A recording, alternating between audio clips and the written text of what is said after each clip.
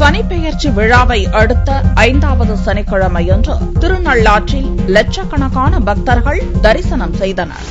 கடந்த மாதம் 16ஆம் தேதி துலா ராசியிலிருந்து விருச்சிக ராசிக்கு சனீஸ்வர பகவான் பெயர்ச்சியானார். புதுச்சேரி காரைக்காலை அடுத்த திருநள்ளாறு சனி பகவான் ஆலயத்தில் சனிப்பெயர்ச்சியின் 5வது வார சனிக்கிழமையன்று திரளான பக்தர்கள் வந்திருந்தனர். அதிகாலை முதல் பக்தர்கள் நீண்ட வரிசையில் நின்று நளன் குளத்தில் நீராடி எள் தீபம் ஏற்றி சனீஸ்வர பகவானை தரிசித்தனர்.